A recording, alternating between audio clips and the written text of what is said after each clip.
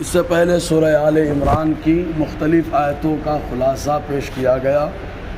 جو آیت کریمہ چل رہی تھی اس کا پہلا حصہ بتایا گیا، جس میں اللہ تعالیٰ ارشاد فرماتا ہے وَاعْتَصِمُوا بِحَبْلِ اللَّهِ جَمِيعًا وَلَا تَفَرَّقُوا، اور اس کا جو دوسرا حصہ بنتا ہے تو اس دوسرے حصے میں اللہ تبارک و تعالیٰ نے تمام ایمان لانے والوں کو یکجٹ ہو کر اللہ تبارک و تعالیٰ کی نعمت اور اس کے احسان کا ذکر کرنے کا حکم عطا فرمایا۔ معاملہ یہ کہ اسلام کے آنے سے پہلے زمانہ جاہلیت میں لوگ آپس میں لڑائی کیا کرتے تھے۔ ان کی لڑائی کا انداز کچھ الگ ہی ہوتا، کوئی اپنی خاندانی بڑائی پیش کرنے کے لیے لڑائی کرتا تھا، اور کوئی جو ہے اپنے گھر کے معاملات کا ذکر کرتا، اور دوسرا کہتا کہ ہمارے اندر زیادہ فضیلت پائی جاتی ہے۔ بس معاملہ آگے بڑھ جاتا اور آپس میں لڑائی شروع ہو جاتی، اور وہ لڑائی ایک دو سال نہیں سالوں رہا کرتی۔ چنانچہ اس کی مثال جو ہے قبیلہ اوس و خزرج ہے، جو مدینے میں آباد تھے۔ ان دونوں قبیلے کے درمیان جو جھگڑا شروع ہوا، وہ جھگڑا 120 سال تک جاری رہا۔ اس کے بعد جب حضور صلی اللہ علیہ وسلم مدینہ طیبہ آئے تو آپ نے جو ہے دونوں کے درمیان صلح کرا دی، اور صلح کرانے کے بعد آقا علیہ السلام نے ان دونوں کو آپس میں شیر و شکر بنانے کے لیے بڑی محنت کی، تو اللہ تبارک و تعالیٰ نے محبت کو قائم فرما دیا۔ یہی وجہ ہے کہ حضور صلی اللہ علیہ وسلم نے اچھے مسلمان کی تعریف کرتے ہوئے یوں ارشاد فرمایا کہ اچھا مسلمان وہ ہے جس کے ہاتھ سے اور جس کی زبان سے دوسرے مسلمان سلامت ہو، کیونکہ جب لڑائیاں ہوتی تھی تو ہر طریقے کی لڑائی ہوتی تھی۔ پہلے زبان سے لوگ لڑائی کرتے تو زبان میں گالیاں دی جاتی، برے کلمات کہے جاتے، حتیٰ کہ کبھی کبھی اشعار اور قصیدے لکھے جاتے جو ہیجو کے طور پر ہوتے، اور لوگوں کی محفل میں جمع ہو کر وہ اشعار ہیجو اور مذمت بیان کرنے کے لیے پڑھے جاتے، اور اگر بات بڑھ جاتی تو ہاتھا پائی کی نوبت بھی آ جاتی۔ تو اللہ کے رسول صلی اللہ علیہ وسلم نے فرمایا اچھا مسلمان وہ ہے جس کے ہاتھ اور زبان سے دوسرا مسلمان سلامت رہے۔ تو وہ لڑائی کرتے تو آپس میں قتل کرنے کے درپے بھی ہو جاتے۔ یہی وجہ کہ حضور نے ارشاد فرمایا قاتل اور مقتول دونوں جہنمی ہوتے ہیں، اس لیے کہ قاتل اس طور پر کہ وہ اپنے بھائی کے قتل کرنے کو حلال سمجھتا ہے، اور مقتول اس لیے کہ وہ بھی لڑائی کر رہا تھا، اگر اس کو موقع مل جاتا تو وہ بھی قتل کر دیتا، تو وہ بھی گویا کہ قاتل کے قتل کے درپے ہے۔ اس لیے حضور صلی اللہ علیہ وسلم نے ناپسند فرمایا۔ تو اللہ تبارک و تعالیٰ یوں ارشاد فرماتا ہے وَاذْكُرُوا نِعْمَةَ اللَّهِ عَلَيْكُمْ، یاد کرو اپنے اوپر اللہ کی نعمت کو، اللہ کے احسان کو، کہ مصطفیٰ جان رحمت صلی اللہ علیہ وسلم تمہارے درمیان جلوہ گر ہو گئے، جس کی وجہ سے معاملہ کیا تھا تمہارا اب کیا ہو گیا۔ اِذْ كُنْتُمْ أَعْدَاءَ، کہ تم آپس میں دشمن تھے، فَأَلَّفَ بَيْنَ قُلُوبِكُمْ، تو اللہ تعالیٰ نے اپنے محبوب کے ذریعے تمہارے دلوں کے درمیان الفت کو قائم کر دیا ہے، محبت کو قائم کر دیا ہے۔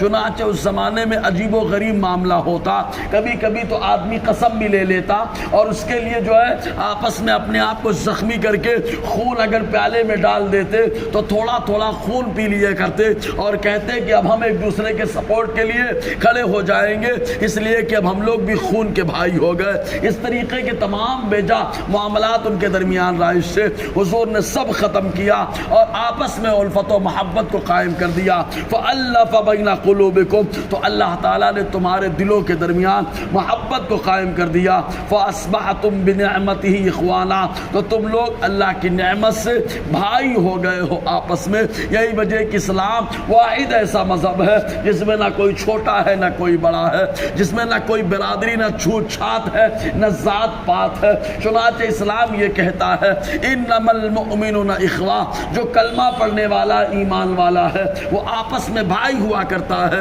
یہی وجہ کہ ایک موقع پر اللہ کے حبیب صلی اللہ علیہ وسلم نے فرمایا مسلمان آپس میں ایک جسم کی طرح ہے، کہ جیسے جسم کا معاملہ یوں ہوتا ہے، اگر پاؤں میں ٹھوکر لگ جائے تو زبان سے آہ نکل جاتی ہے، آنکھوں سے آنسو نکل جاتے ہیں، دل میں درد کا احساس ہوتا ہے۔ ایسے ہی جب کسی مسلمان کو تکلیف ہوتی ہے تو دوسرے مسلمان کو بھی درد اور تکلیف کا احساس ہوتا ہے۔ تو اللہ تعالیٰ فرماتے ہیں فَأَصْبَحْتُمْ بنعمتہ اخوانا، تو تم اللہ کی نعمت سے آپس میں بھائی ہو گئے۔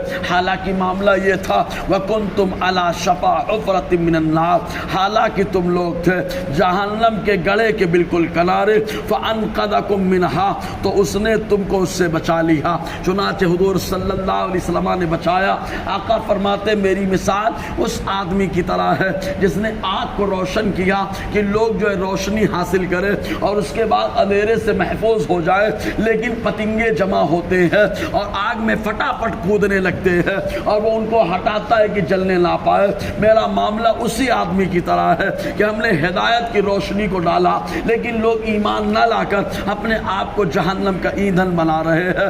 اسی انداز میں ایک حدیث میں آقا علیہ السلام کی یوں مثال دی گئی، چنانچہ حضور محو خواب تھے اور دو فرشتے آئے اور آنے کے بعد ایک سرہانے پایتیانے کھڑے ہو گئے اور آپس میں مکالمہ کرنے لگے۔ ایک فرشتے نے کہا ارے یہ تو سو رہے ہیں، دوسرے نے کہا نہیں ان کی آنکھیں سوتی ہے، دل بیدار رہتا ہے۔ پھر ایک نے کہا کہ ان کی مثال کیا ہے، تو کہا سنو ان کی مثال ایسے ہی ہے کہ جیسے ایک شخص نے گھر کو بنایا، گھر بنانے کے بعد گھر کے اندر دسترخوان بڑے شاندار انداز میں لگایا اور ایک بلانے والے کو بھیجا کہ جاؤ لوگوں کو بلا کر کے لاؤ، تو جو اس کی آواز پہ لبیک کہتا ہے وہ گھر کے اندر بھی داخل ہوتا ہے اور دسترخوان کی نعمت سے بھی مالا مال ہوتا ہے، اور جو اس کی آواز پہ لبیک نہیں کہتا گھر میں بھی نہیں آتا، دسترخوان میں بھی نہیں آتا۔